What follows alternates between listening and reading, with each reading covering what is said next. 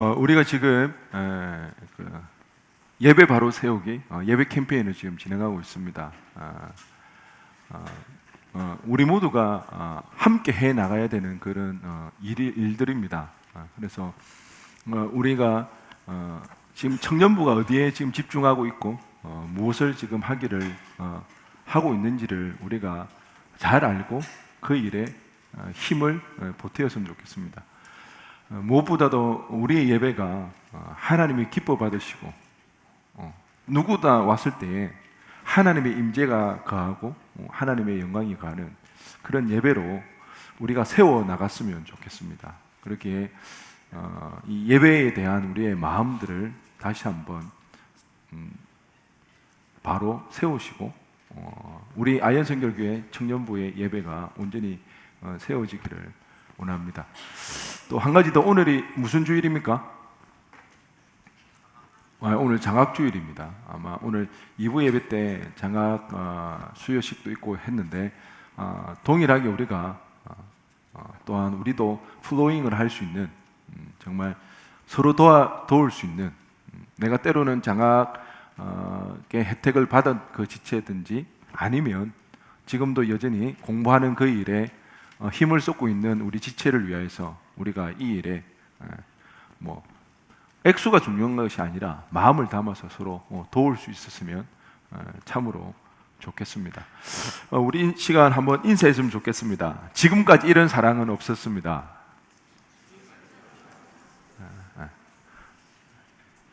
지금까지 이런 사랑은 없었습니다. 말씀 함께 보도록 하겠습니다. 요한복음 13장 34절에 35절입니다. 신약성경 171페이지 요한복음 13장 34절에서 35절 말씀입니다.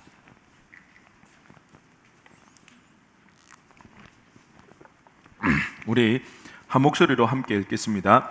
새 계명을 너희에게 주노니 서로 사랑하라. 내가 너희를 사랑한 것 같이 너희도 서로 사랑하라. 너희가 서로 사랑하면 이로써 모든 사람이 너희가 내 제자인 줄 알리라. 아멘.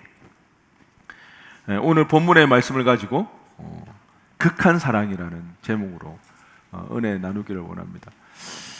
요즘 굉장히 돌풍을 일으키고 있는 영화가 있죠. 어떤 영화인가요? 네, 극한 직업이라는 그 영화입니다. 보니까 지금 1400만 명이 넘었다고 합니다. 역대 박스 오피스 한 3위 정도 되나 그렇다더라고요. 아마 1,500만이 넘을 것 같다고 합니다. 이 영화보다 이제 더 관람이 많았던 영화가 국제시장, 신과 함께, 명랑, 이 세 개 정도고요. 이게 계속 돌풍을 흥행을 일으키고 있는데요. 제가 이 영화를 아직까지 보지를 못했는데요. 아마 많이들 본 걸로 알고 있습니다. 저도 이제 영화 보는 것을 되게 좋아라 하고 그렇게 바쁜 고3 때도 제가 영화를 보고 했는데 그때보다 더한 시간이 아이를 키우는 시간인 것 같습니다. 영화 보러 갈 시간이 없어가지고 제가 극장에 간 기억이 2017년도 그것도 이제 교회 이제 목사님들하고 하나의 그 일적인 업무적인 차원에서 신과 함께를 보러 간 적이 그것도 1탄 그때가 마지막인 것 같습니다. 극한 직업 제가 보지는 못했지만 대략적인 본 사람도 있을 테고요. 또한 전체적인 줄거리를 보니까 그렇더라고요. 마약반이 있는데 해체 위기에 빠져 있죠. 그러다가 저희 하나의 첩보를 얻게 됩니다. 마약 밀수범이 있다는 그 이야기를 듣고 이제 위장 창업을 하게 되죠.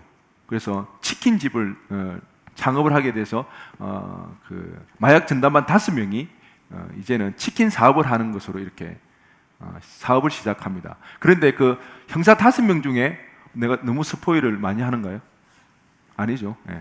5명 중에 절대 미각을 가진 형사가 1명 있었다고 합니다. 그래가지고 사실은 이제 범인을 잡으려고 이렇게 위장 창업을 했는데 이게 완전 맛집으로 소문이 나가지고 너무 장사가 잘 되는 겁니다. 사실은 범인을 잡아야 되는데 이제는 범인 잡을 새도 없이 장사하는데 막 눈코 뜰 새 없이 바쁘게 돌아가는 그런 상황입니다. 이렇게 이제 전체적인 내용이 전개가 되는데요.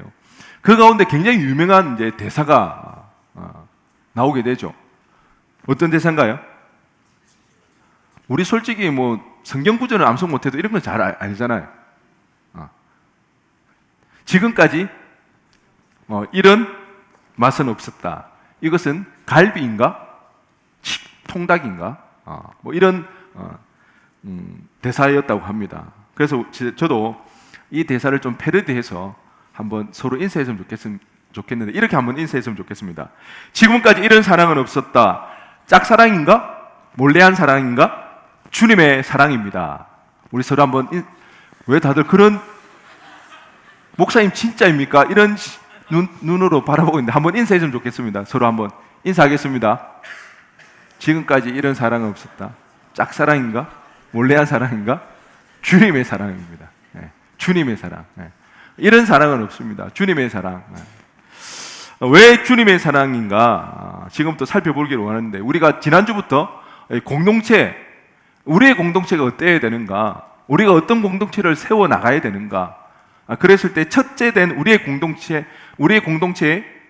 정체성, 목적은 믿음의 공동체라고 그랬습니다. 우리가 여기는 뭐 상담소도 아니고요. 여기는 뭐 솔루션을 말해주는 그런 단체도 아니고요.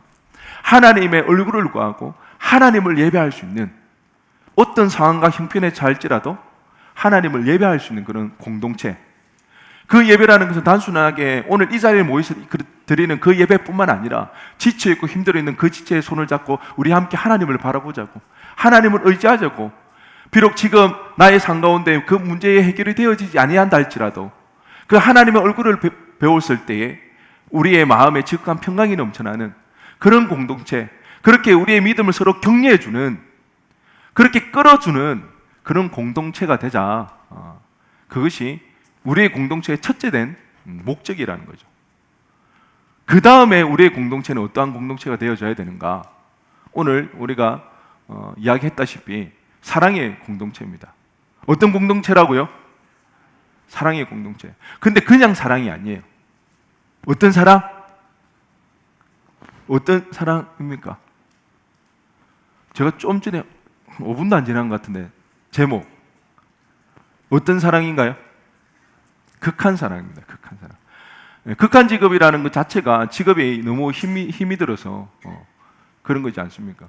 근데 이 사랑 자체도 누가 그 사랑 쉽다고 말했나? 어떤 가상가? 사랑이 결코 쉬운 사랑이 아니라는 거죠. 우리가 해야 할 이 사랑은 극한 사랑이라는 겁니다. 우리가 사랑을 해야 한다는 것은 너무나도 자명한 사실이죠. 그렇죠? 뭐 우리뿐만 아니라도 세상 사람들도 사랑해야 한다는 것. 그러면 우리는 그 사람들보다 더욱더 큰 사랑을, 많은 사랑을 해야 되는 건데, 근데 그 사랑을 해야 하는 것을 아는 것과 실제로 하는 것은 천지 차이입니다. 제가 여러분들에게 단도직입적으로 묻고 싶습니다. 여러분은 이 사랑하는 이 일에 얼마나 많은 관심을 가지고 있습니까? 여러분은 그 사랑하는 일에 얼마나 많은 힘을 쏟고 있으십니까? 이 사랑은요, 우리가 노력해야 합니다. 의지적으로 해야 됩니다.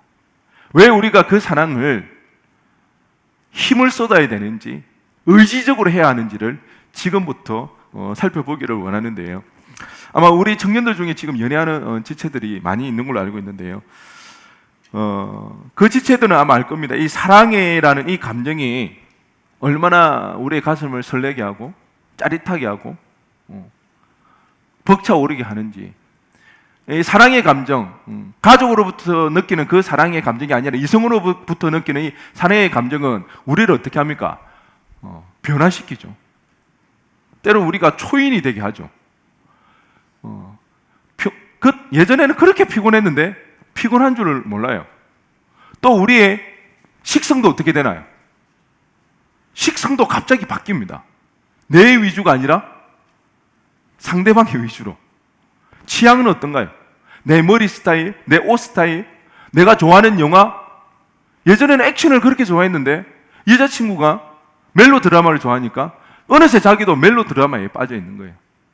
이 사랑이라는 감정이 굉장히 강하죠. 그 여태 동안 내가 해왔던 모든 것들을 일순간에 바꾸게 만드는 그 정도로 강한 힘이 있는 게 이 사랑이라는 감정인데요. 그런데요, 뭐 우리 다 알고 있잖아요. 그 사랑은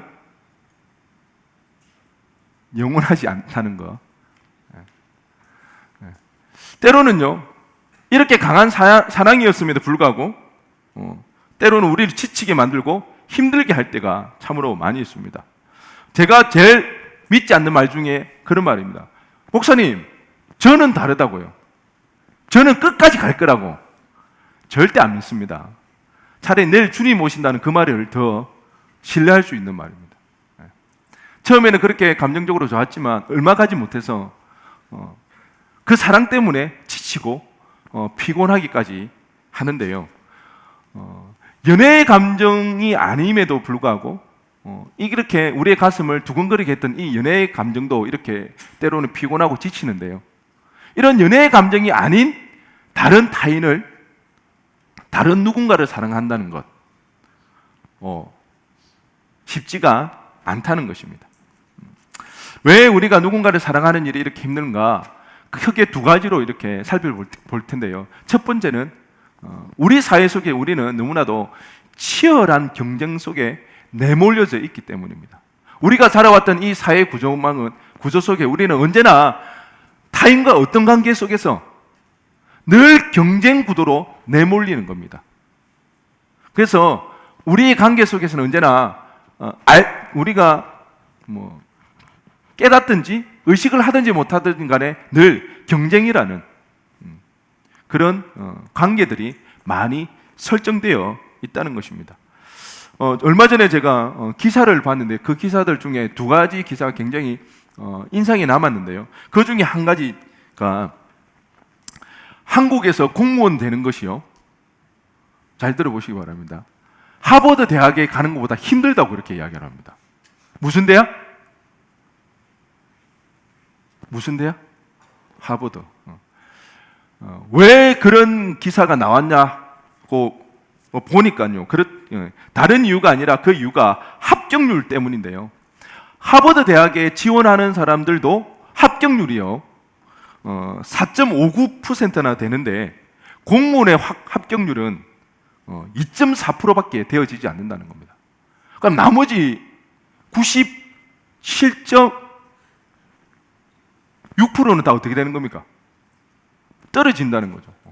굉장히 많은 인원이 떨어진다는 것입니다. 우리가 단순하게 실력을 단편적으로 이렇게 비교할 수 있는 것은 아니지만 이렇게 비교하는 자체가 어떤 의미가 있나요? 그만큼 한국 사회에서 취업을 하기가 너무나도 어렵다는 것.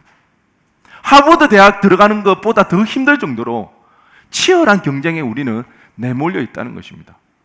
취업이 그렇습니다. 취업만 그럴까요? 아니에요.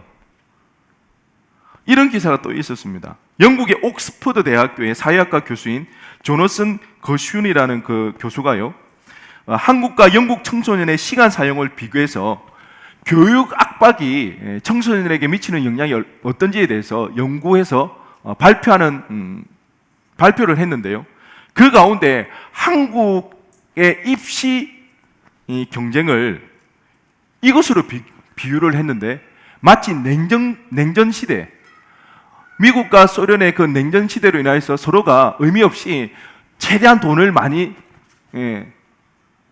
투자를 해서 자신들의 그 군사력을 키우는 그런 것들, 군비 경쟁처럼 보인다는 겁니다. 입시 경쟁이 마치 전쟁을 준비하는 것과 같은 그런 것으로 보인다고 이 교수님이 이야기를 했습니다.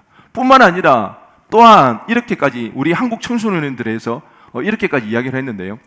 한국 청소년이 공부에 들이는 시간은 놀라운 수준을 넘어 기괴하다고 느낄 정도라고 그런 표현을 사용했습니다. 입시 경쟁을 전쟁에 비교하고 있습니다. 그 입시 경쟁에 내몰린 우리의 청소년들 아니죠. 우리 다 포함되죠. 마치 이기기 위한 전사, 경쟁에서 승리하는 기계처럼 우리는 훈련되어지고 그렇게 만들어져 있다는 것입니다. 그렇기 때문에 우리는 항상 우리 속에는 잘해야 되는 거예요. 이겨야 되는 거예요. 이 경쟁에서 한번 떨어지면 낙오자가 될 것 같은 그 두려움 속에서 우리는 늘 긴장관계 속에서 살아가는 거예요. 늘 사람을 만나면 경쟁 구도로 그렇게. 그래서 사람과의 관계 속에서 긴장이 감도는 그런 관계망을, 그런 관계를 우리가 유지하고 있다는 겁니다. 잘 한번 생각해 보십시오. 여러분 주변에 그런 관계도가 어떻게 설정되어 있는지. 저 역시도 마찬가지인데요. 얼마 전에 제가 깨달았던 사실 중에 하나가 저도 늘 일에 대해서 굉장히 예민하게 합니다. 책 잡히지 않으려고. 실력 없다는 소리 듣고 싶지 않아서, 못한다는 소리 듣고 싶지 않아서, 잘하고 싶어서 늘 예민하게 최대한 철두철미하게 하려고 그렇게 이야기를 하는데요. 그렇게 생각하고 그렇게 사역을 하는데요. 어느 날 어떤 지체가 저한테 어떤 청년부 일에 대해서 뭐 이런저런 이야기를 했는데요. 제가 그 청년에게 뭐 이렇게 뭐 이야기를 하는데 순간 제가 뭘 느꼈냐면 내가 이 지체한테 지금 변명을 하고 있는 것 같이 보이더라는 겁니다. 아니 그거는 그래서 그런 게 아니야. 사실은 이래 내 책임이 아니야. 나는 이렇게 한 의도가 있어. 뭐 변명을 하고 있더라고요. 내가 그런 나 자신을 보고 제가 깜짝 놀랐습니다. 이 지체는 나를 위해서 나를 추궁하기 위해서 한 이야기가 아니었거든요. 이 지체는 그냥 답답하고 힘드니까 그런 마음에서 저한테 그런 이야기를 했는데 저는요 그 마음을 헤아려 주지 못하고 변명을 하고 있고 책임을 안 지려고 하는 그런 모습들 속에. 그러면서 제가 왜 내가 깨달았던 것은 이 지체는 지금 나에게 따지는 것이 아니라 힘들다고, 어렵다고, 사랑이 필요하다고 그 이야기를 하고 있는데 제가 그 언어를 해석을 하지 못하는 거예요. 왜요? 저도 역시 치열한 경쟁 속에 늘 책임을 져야 하는 그 사회 속에 물들어 있다 보니까 늘 그렇게 몸에 배어 있더라는 겁니다. 그래서 사랑해주지 못하는 그런 상황을 보고 제가 굉장히 안타까웠던 마음이 들었는데요. 아마 이런 문제가 저 개인의 문제만은 아닐 거라 생각이 듭니다. 우리도 어느새 경쟁이라는 테두리 안에 찌들어 긴장관계 속에서 살아가다 보니 할 수만 있으면 그런 관계에 들어가지 않으려고, 할 수만 있으면 그 관계를 만들지 않으려고 그렇게 많이 애를 씁니다. 그래서 제일 손쉽고 편한 방법이 뭔가요? 무관심입니다. 무관심. 관심을 안 가지려고 합니다. 적당하게. 이런 치열한 경쟁으로 인하여서 우리가 누군가를 사랑하는 것이 참 힘든 그런 상황에 내몰려져 있습니다. 더불어 또 우리가 사랑하기 힘든 이유 중에 하나가 상처라는 문제가 있습니다. 상처와 아픔들. 그럼에도 불구하고 우리가 믿음을 가지고 신앙을 가지고 사랑해야 하기 때문에 누군가를 사랑하려고 굉장히 애를 쓰고 노력을 해봤지만 어떤가요? 그 노력과 그 애씀이 결국에는 나를 더 힘들게 하고 나를 더 아프게 하는 그 경험으로 인하여서 이제는 그 사랑에 대해서 이제는 피하고 싶고 그 사랑을 굳이 발벗고 나서서 하고 싶지 않은 그런 경험들이 우리에게 생겨났다는 것입니다. 그래서 섣불리 사랑하는 것에 용기가 나지가 않게 되었습니다. 예전에 제가 설교 때 한번 언급한 동물이 있는데요. 세상에 제일 겁없는 동물로 기네스북에 올라있는 동물이 어떤 동물이라고 그랬나요? 어떤 동물? 뿔속? 예? 예. 벌꿀? 오솔이라고 그랬는데 우리 PPT 한번 보여주실까요? 예. 우리 이 사진이 굉장히 인상적인 게 지금 막 싸우다가 어떻게 됐나요? 가시가 막 박혀 있는데도 아랑곳도 하지 않고 늠름하게 자기의 갈 길을 가는 벌꿀 오솔이 굉장히 인상적이었던 사진인데요. 저 그 가장 겁이 없는 저 벌꿀 오소리에게 자신의 가시를 박았던 저 동물이 무슨 동물인지 아십니까? 호저라는 동물입니다. 호저. 우리나라 말로는 산 미치강입니다. 이게 굉장히 이런 동물이 위험한 동물이 있는데요. 그 다음 그림 한번 보여주시겠어요? 실제로 우리나라 산에 저런 게 현수막이 펼쳐져 있습니다. 뭐라고 되어 있나요? 이상한 야생동물 호저를 발견하시면 즉시 뭐 해달라는 겁니까? 객기 부리지 말라는 겁니다. 도망가고 뭐 하라는 거죠? 신고하라는 겁니다. 객기 부리다가 이런 사태가 일어납니다. 한번 다음 사진. 이 호저에 당했던 이 강아지의 얼굴이 전부 다 어떤 게 되어 있나요? 가시로 다 박혀 있는 거예요. 그리고 다음 사진. 개들이 뭐 모르고 그냥 달려갔다가 이게 가시에 쏘인 겁니다. 그럼 동물에게만 그럴까요?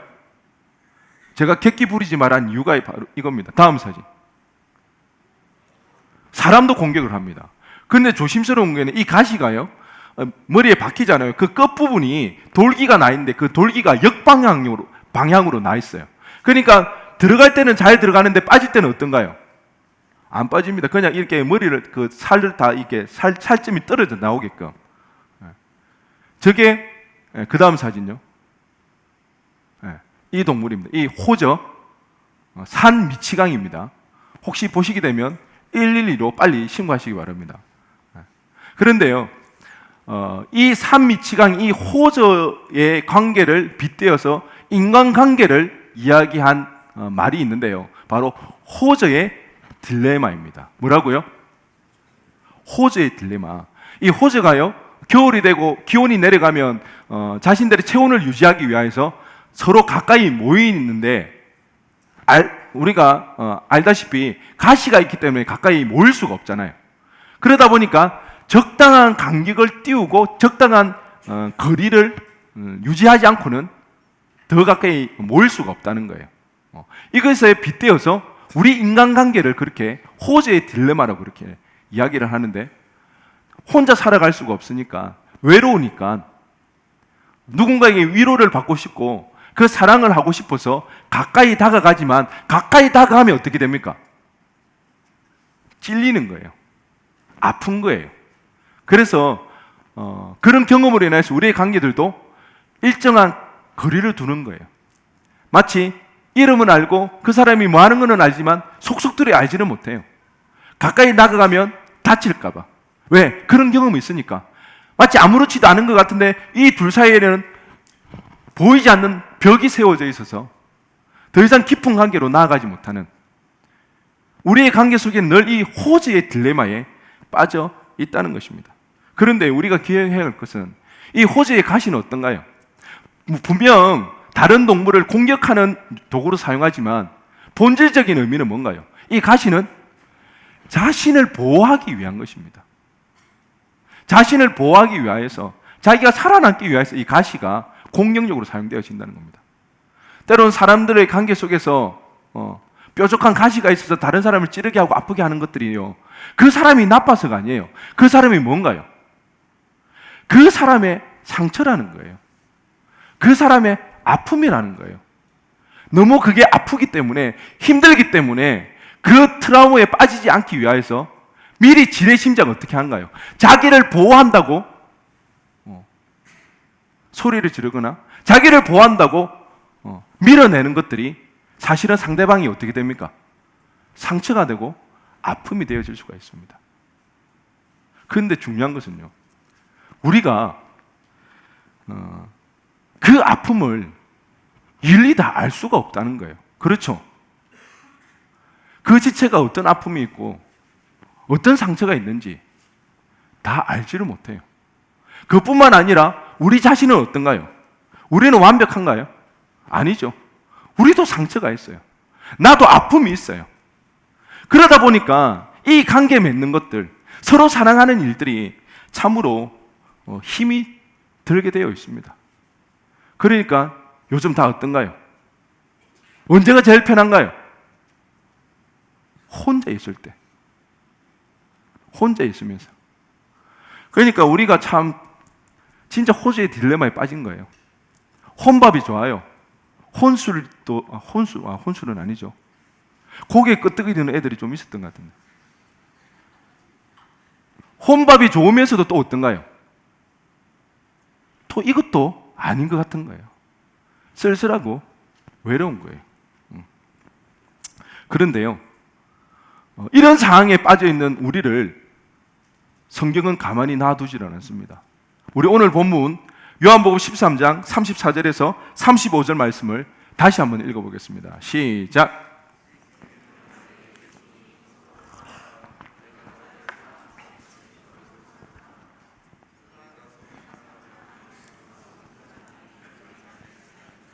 맞아요. 우리가 주님의 제자예요. 우리가 주님을 따르는 자들인데 그 주님을 따르는 자들은 반드시 뭐 해야 된다는 거예요? 뭐 해야 된다? 사랑해야 된다는 것입니다. 아무리 나는 주님의 제자입니다. 필요 없다는 거예요. 뭐 할 때에 내가 주님의 제자라는 게 확실한 증거가 되어지는 것은 서로 사랑할 때에, 사랑하는 그 일이 일어날 때에 누가 뭐래도 그 사람은 뭐는 주님을 따르는 자다, 주님의 제자다 알 수 있다는 거예요. 그러기에 우리는 포기해서도 안 되고 포기할 수도 없는 이 사랑하는 이 일에 우리는 관심을 쏟아야 합니다. 그러기에 먼저 여러분, 사랑하는 일이 어렵다는 것을 인정하시기 바랍니다. 아멘. 쉬운 일이 아니라는 것. 그래서 요즘 내가 관계 속에서 저 지체를 진짜 꼴도 보기 싫고 저 지체와 말도 섞기 싫지만 내가 저 지체를 그래도 품으려고 하는 아픔이 있으면 뭐다? 오케이, 잘 가고 있는 거예요. 근데 나 요즘 너무 자유로워, 너무 프리해. 그럼 뭐다? 그냥 자기 인생 그냥 홀로 살아가는 거예요.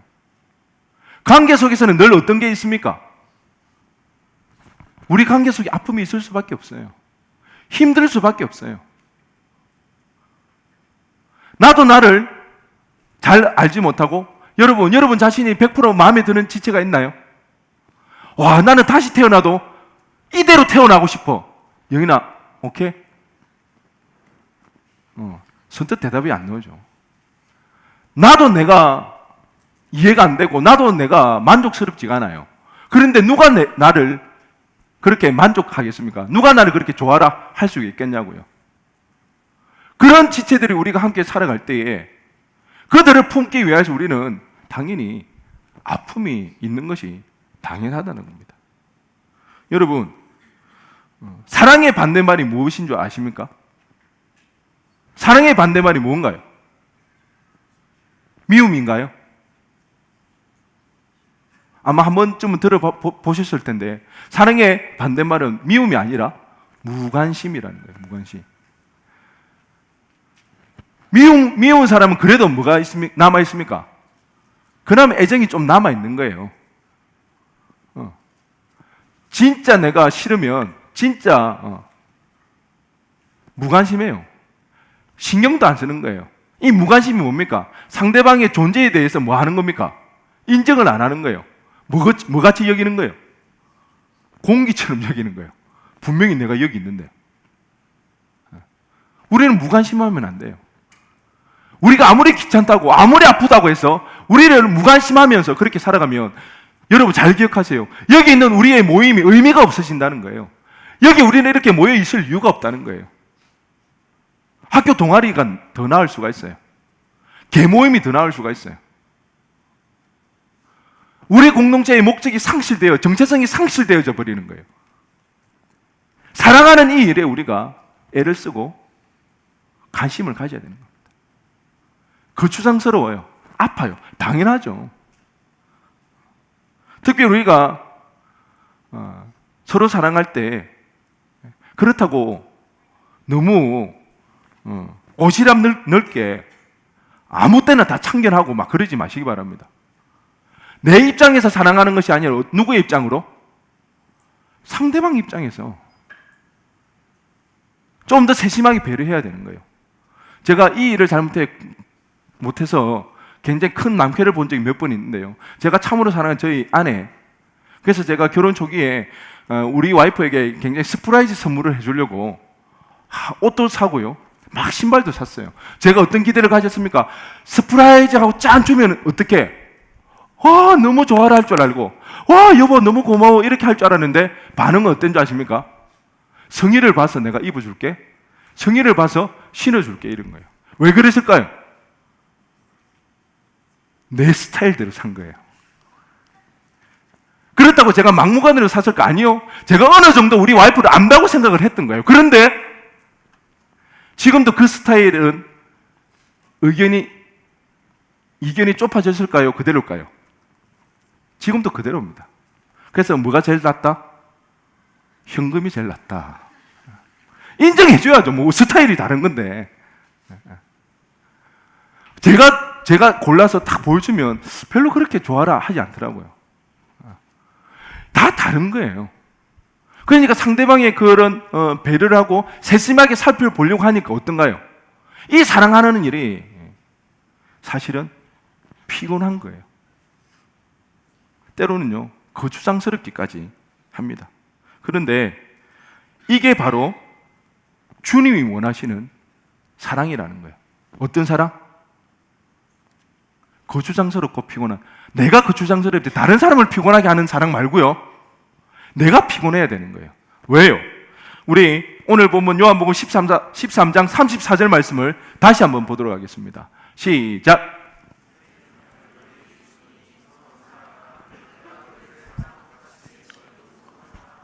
주님이 서로 사랑하라고 말했습니다. 근데 그 사랑은 어떻게 하라고요? 어떻게 하라고요? 내가 너희를 사랑한 것 같이, 예수님이 우리를 사랑한 것 같이 그렇게 사랑하라는 겁니다. 예수님이 우리를 어떻게 사랑하셨나요? 어떻게 사랑하셨나요? 십자가 사랑이잖아요. 주님은 우리를 사랑하기 위해서 당신의 목숨까지 내어 던졌다는 거예요. 주님은 그렇게 사랑하라고 우리에게 말씀하신다는 거예요. 그런데 상대방을 조금 더 세심하게 배려하는 거, 상대방의 감정과 기분을 조금 더 살펴주는 거, 그것이 귀찮아서, 그것이 힘들어서 사랑을 하지 않겠다? 그건 아니라는 거예요. 우리 주님 분명히 이야기하고 있습니다. 네 마음대로, 네 마음에 드는 사람만, 네가 좋아하는 사람만, 아니 나같이, 내가 너를 위해 십자가에 달려 죽은 것 같이 그렇게 사랑하라고 주님은 오늘 우리에게 말씀하고 있다는 것입니다.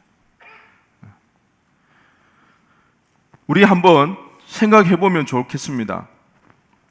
요즘 내가 누군가를 사랑하는 일로 피곤한 적이 있으십니까? 누군가를 용납하고 품어주기 위해 내 마음이 아파 본 적이 있으신가요? 주님이 행하는 사랑은 희생이 따르는 사랑이었습니다. 그러기에 우리 역시도 희생이 따르는 그 사랑을 실천해 나가야 한다는 것입니다. 두 번째로, 우리가 사랑을 하기 위해서 해야 할 것은 우리의 상처를 먼저 해결해야 한다는 것입니다. 상처와 아픔이 없는 사람은 없어요. 다 있어요. 그런데요, 그 상처와 아픔이 흔적으로 남아 있어야지 여전히 그 사랑에 골마서 그 사랑 때문에 그대로 남아 있다면 우리는 서로 사랑할 수가 없어요. 내가 너무 아픈데, 내가 너무 힘든데 누구를 사랑할 수가 있겠어요? 이 상처와 이 아픔을 어떻게 해결하면 좋을까요? 먼저는 우리 공동체를 통해서 사랑하는 지체들의 그 세심한 배려와 그 사랑과 그 위로와 격려로 인하여서 때로는 우리의 상처가, 그 아픔이 치유될 수 있고 회복되어질 수가 있습니다. 그런데 우리 모두가 상처를 받았는데, 그러면 누구는 먼저 그 아파하고 힘들어하는 지체에게 사랑해 줄 수 있어야 하잖아요. 누군가를 먼저 손을 내밀어서 그 지체에 힘들어하는 손을 붙잡아주는 그 사람은 있어야 하잖아요. 그 사람은 어떻게 자신의 상처와 아픔을 해결할 수 있나요? 바로 하나님 아버지의 사랑입니다. 우리가 아버지의 그 사랑을 깊이 깨닫게 되실 때에, 경험하게 될 때에 우리의 아픔과 상처가 해결되어질 수가 있다는 것입니다. 하나님의 위대한 종 모세가요, 이스라엘 백성을 이끌고 이제 출애굽을 하게 되었습니다. 그리고 하나님께서 그들을 인도하시는 가나안 땅으로 그들을 인도해 가기 위해서 광야를 지나게 되었습니다. 그렇지만 그 수십만 명의 사람들을 이끌고 가는 가운데 정말 너무나 힘들고 어려운 일이 많았습니다. 하나님을 아예 대놓고 거역하고 불순종하는 그 일들이 참으로 많았는데, 그래서 지도자 모세는요 너무 힘들었습니다. 하나님께서 모세를 그 이스라엘의 지도자를 세워놨는데 때로는 그 모세를 업신여기고 그 모세에 대항하는 그런 일들도 있었고요. 결정적인 사건은요, 하나님께 이제 모세를 시내산으로 부르십니다. 그리고는 이제는 너희가 더 이상 애굽에서 노예하는 노예의 종이 아니니까 이제는 하나님의 백성으로 하나님의 자녀답게 어떻게 살아가야 되는지에 대해서 모세를 통해서 알려주시는 거예요. 왜? 그래야만 너희들이 행복하게 살 수 있으니까. 그래야 이제부터 너희들이 나의 자녀로서 축복받으며 살아갈 수 있으니까. 그렇게 모세를 하나님께서 시내산으로 부르십니다. 근데 그 기간이 40일이 지나갔습니다. 그랬더니 산 아래에 있던 백성들이 그 세를 참지 못하고 자신의 지도자 모세가 죽었다고 생각을 했습니다. 그랬을 때 그들이 해야 할 일은 무엇인가요? 만약에 그들을 인도했던 지도자가 죽었다면 그때 그들이 해야 할 일은 무엇인가요? 하나님을 찾아야죠. 그런데 그들이 한 일이라곤 자신들이 가지고 있던 금붙이를 모아서 금송아지를 만들고 그 금송아지 앞에 절하는 우상 숭배하는 일들이 일어나게 되었다는 것입니다. 하나님이 대노하셨습니다. 이번만큼은 내가 용서하지 않으리라 그렇게 말씀하시고, 이 이스라엘 백성들을 이제는 쓸어버리고 내가 너와 모세를 통하여서 새로운 민족을 내가 만들겠다고 그렇게 하나님께서는 말씀하십니다. 그때의 모세가 참 위대한 지도자답습니다. 누구보다도 하나님의 마음을 잘 알았던 모세. 정말 너무 하나님이 정말 쓸어버리고 싶을 만큼 그 괘씸한 이스라엘 백성이지만 하나님의 본심은 그럼에도 불구하고 그들을 품는 것이었습니다. 모세는 이런 마음을 알았죠. 위대한 지도자는 달랐습니다. 그래서 그가 하나님 앞에 기도합니다. 하나님 한 번만 용서해달라고. 그렇게 기도하며 나갈 때에 이 모세가 하나님 앞에 그 용서를 구하기 위해서 사용하는 단어가 있다는 겁니다. 그 단어가 출애굽기 33장 12절과 또 하나님께서 그것을 인정해 주시는 말씀이 17절에 있는데요. 우리 이 시간 한번 보도록 하겠습니다. 함께 읽겠습니다. 시작.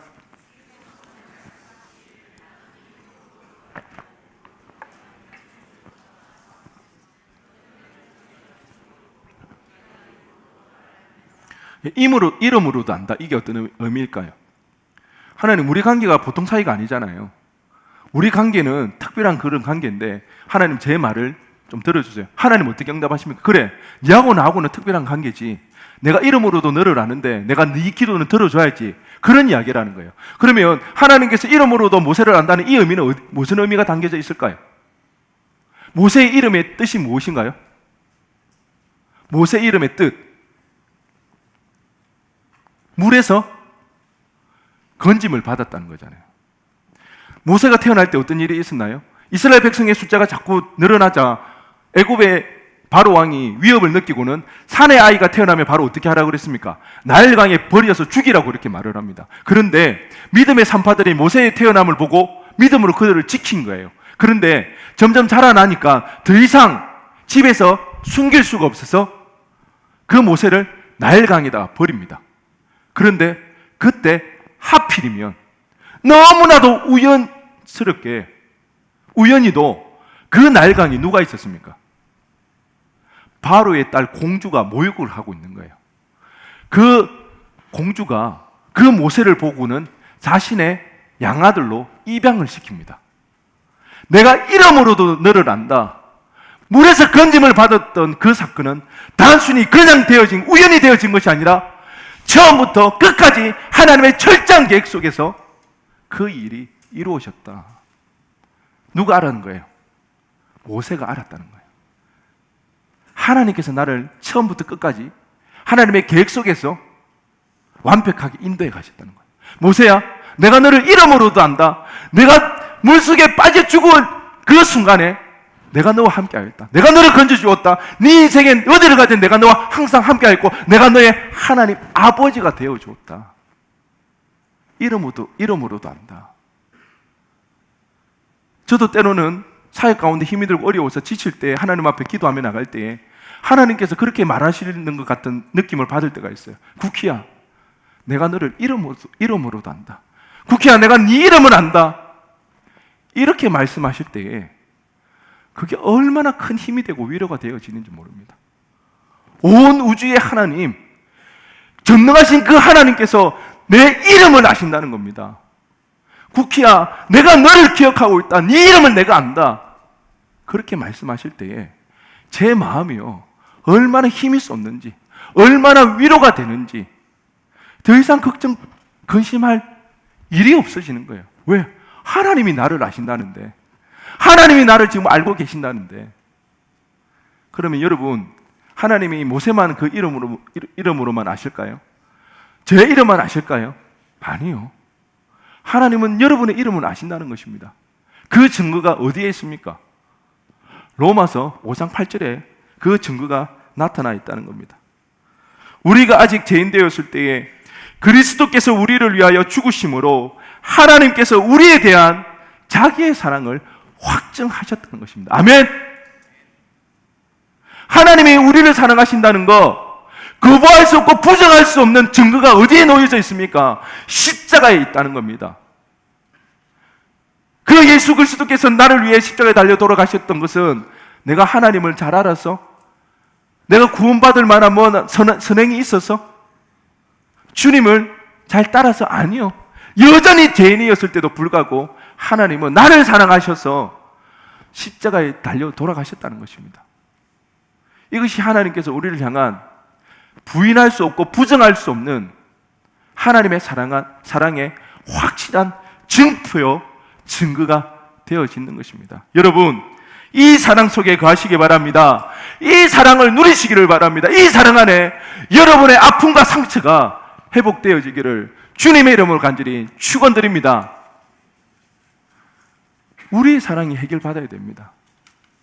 그래야 우리가 상처 입은 치유자가 되어질 수가 있습니다. 헨리 나우웬이라는 유명한 신학자가 저서 상처 입은 치유자. 우리에게는 상처 없는 사람이 없다는 거예요.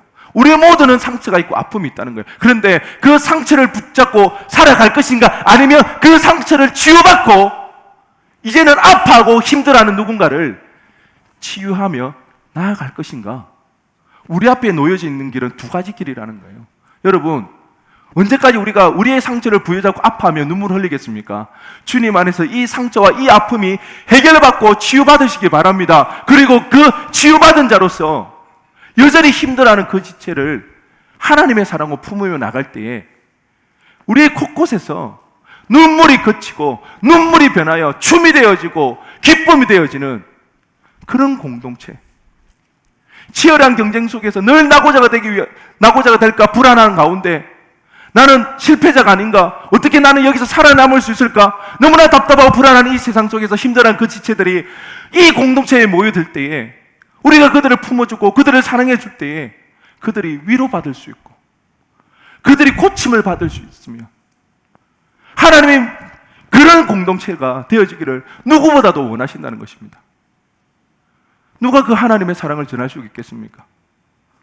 누가 여전히 아파하는 그 지체를 품어줄 수가 있겠습니까? 우리입니다. 주님은 우리를 남겨두시고 승천하셨던 것입니다. 사랑하는 그 일을 하기 위해서.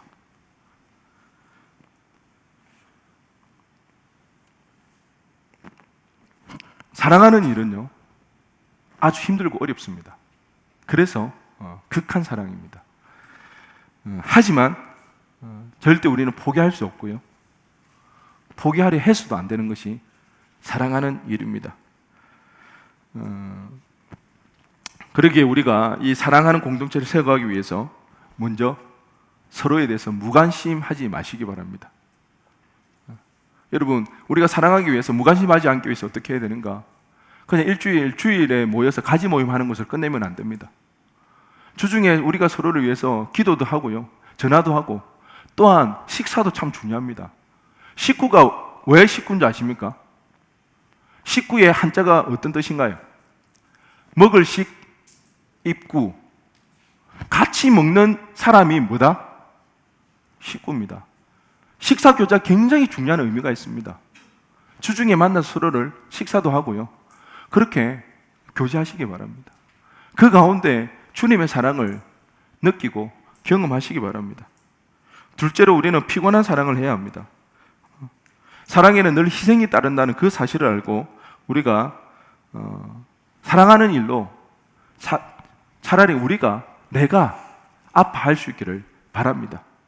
특별히 아픈 많은 상처로 힘든 우리가 사랑하기 위해서 우리가 먼저 하나님의 그 지극한 사랑을 경험하여서 우리의 상처와 그 아픔이 치유받고, 또한 여기서 정말 우리의 사랑으로 인해서 우리의 지체들이, 힘들어하는 우리의 지체들이 회복되어지고 격려받을 수 있는 그런 공동체, 그 사랑의 공동체를 만들어갈 수 있기를, 세워나갈 수 있기를 주님의 이름으로 간절히 축원드립니다. 우리 시간 다 함께 일어나셔서 함께 찬양하며 기도하며 나가겠습니다.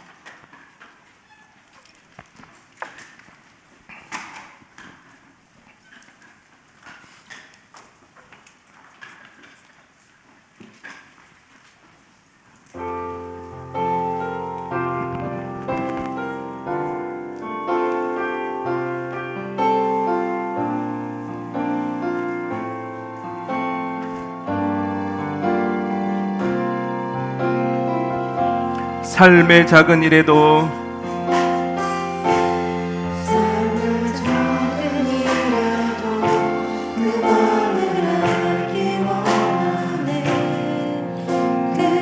그 좁은 길로 가기 원해. 나의 자금을 알고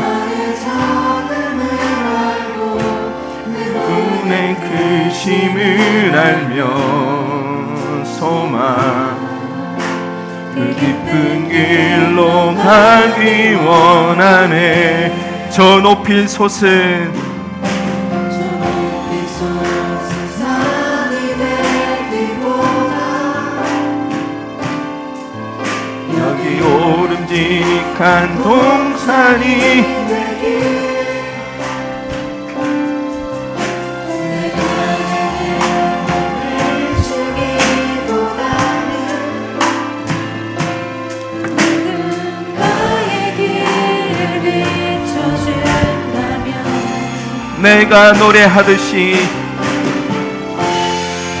내가 노래하듯이 또 내가 얘기하듯이 살기, 난 그렇게 죽기 원하네.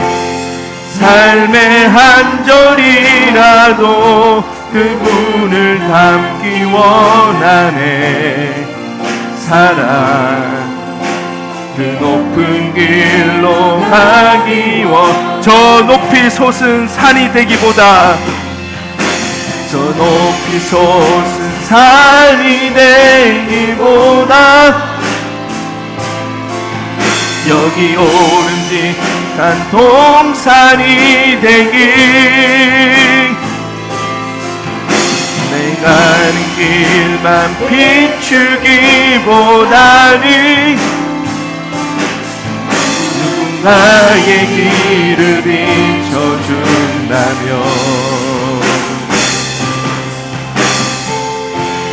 내가 노래하듯이 또 내가 얘기하듯이 난 그렇게 죽기 원하네. 삶의 한 절이라도 그분을 닮기 원하네. 사랑 그 좁은 길로 가길 원하네. 우리 시간 한번 기도했으면 좋겠습니다. 사랑하는 일이 굉장히 힘들고 어렵습니다. 쉽지가 않습니다. 먼저 그 사실을 인정하시고요. 나를 힘들게 하고 아프게 하는 그 지체를 위해서, 내가 사랑하기 위해서 우리가 발부둥 쳤으면 좋겠습니다. 하지만 그 사랑이 힘듭니다. 어렵습니다. 그러기에 우리가 그 무엇보다도 누구보다도 하나님의 사랑을 힘입어야 합니다. 그 사랑 없이는 우리가 누군가를 사랑해 재간이 없습니다. 우리 시간 이렇게 기도했으면 좋겠습니다. 하나님, 다시 한번 하나님의 그거 놀라운 은혜와 사랑이 내 가운데 차고 넘치게 하여 주옵소서. 내 상처와 아픔이 주님의 사랑으로 치유되어져서 나로 이제는 주님처럼 나의 사랑하는 지체를 사랑하며 나갈 수 있는 그런 자가 되게 해달라고 이 시간 주님의 이름 한번 부르시고 간절히 기도하며 나갑니다. 주여, 하나님 아버지 참 감사합니다. 아버지 여벨레로 여벨레로 아버지 여벨레로 여벨레로 아버지 여벨레로 여벨레로 하나님 아버지 여벨레로 여벨레로 아버지 여벨레로 여벨레로 여벨레로 아버지 여벨레로 여벨레로 여벨레로 하나님 아버지 공덕이 아버지 서로 사랑하기를 원합니다. 아버지 하나님이 사랑하는 의자 우리 믿을고 없습니다. 하나님 내 마음의 아픔과 내 마음의 상처가 너무 큽니다. 하나님 나를 사랑하여 주세요. 하나님 나를 품어주세요. 나를 위로해 주세요. 내가 너를 이름으로도 안다. 내가 너를 이름으로도 안다 말씀하시는 하나님, 다시 한번 그 사랑 안에 우리가 거하게 하여 주옵소서. 그 사랑을 누리게 하여 주옵소서. 그 사랑 안에 회복이 일어나게 하여 주옵소서. 그래하여서 하나님, 사랑하는 일을 포기하지 않게 도와주옵소서. 사랑하는 일을 아버지, 사랑하는 일에 도망치지 않게 도와주옵소서. 우리가 무엇보다도 먼저 이 사랑하는 일에 힘쓰게 하여 주옵소서. 힘을 쏟게 하여 주옵소서. 그래하여서 지치고 상한 심령들이 우리의 사랑으로 회복되어지는 역사가, 하나님 그런 역사가, 그런 공동체가 이곳 가운데 있어지게 하여 주옵소서. 하나님 우리를 사랑하여 주옵소서. 우리를 도와주옵소서.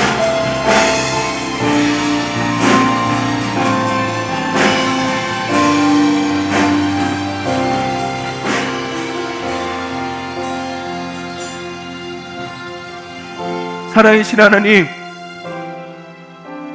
하나님 너무나도 살아가기 힘들고 벅찬 이 세상, 누구도 나를 이해해 줄 수 없고 사랑하지 않는 이 세상, 치열한 경쟁 속에서 서로 적대적인 관계와 긴장 관계 속에서 살아가야 하는 이 세상, 하나님 우리가 너무나 지쳐서 이제는 누구를 사랑하는 것을 엄두조차 내지 못하는 이런 상황 가운데, 하나님 그럼에도 불구하고 너희가 서로 사랑하면 내 제자인 줄 알리라 말씀하셨던 주님, 하나님 포기할 수 없고 포기해서도 되어지지 않는 이 사랑하는 일에 우리가 마음을 쏟기를 원합니다. 우리가 헌신하며 나가기를 원합니다. 하오나 주님, 내가 너무 아픕니다. 하나님 내가 너무 힘이 듭니다. 하나님 내가 너무 지쳐 있습니다. 이름으로도 내가 너를 안다. 내가 너의 안고 일으심을 안다 말씀하시는 주님, 다시 한번 오늘 이 시간 하나님의 사랑으로 우리의 마음을 품어 주옵소서. 그 사랑이 폭포수같이 부어지게 하여 주셔서 다시 한번 회복되어지게 하여 주옵시고 살아나게 하여 주옵소서. 그리하여 더 이상 나의 아픔을 움켜쥐고 힘들어할 것이 아니라 상처 입은 치유자가 되게 하여 주옵소서. 우리도 주님처럼 살아가기를 소원합니다. 힘이 들고 어렵지만 하나님, 주님이 날 사랑하셨듯이 그 지체를 사랑하며 나갈 때에 이 공동체 가운데 회복의 역사가 일어나게 하여 주옵소서. 살아나는 역사가 일어나게 하여 주옵소서. 지쳐가고 죽어가는 심령이 소망을 발견하게 하여 주옵소서. 그런 공동체 되어지기를 원합니다. 그런 공동체를 우리를 불러주셨던 주님, 사랑의 공동체가 그 사랑의 공동체로 세워나갈 수 있도록 우리와 사랑으로 함께하여 주옵소서. 하나님, 오늘도 그 사랑에 힘입어 감사의 예물을 드리며 나갑니다. 하나님이 우리 주인인 것을 믿음으로 아버지 하나님 11조로 예물 드리며 나갑니다. 한 주간의 삶 가운데 나와 함께 하셨던 그 주님의 은혜에 감사하여서 주일에 예물을 드리며 나갑니다. 또 아버지 하나님, 여전히 공부하고 있는 지체들을 위하여서 우리가 장하게 예물을 드리며 나갑니다.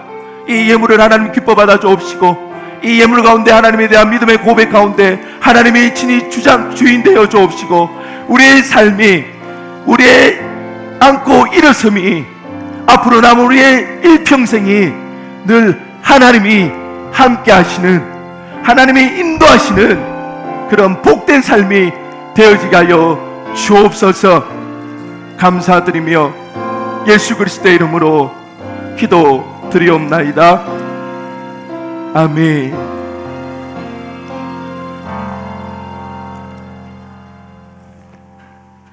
예, 우리 시간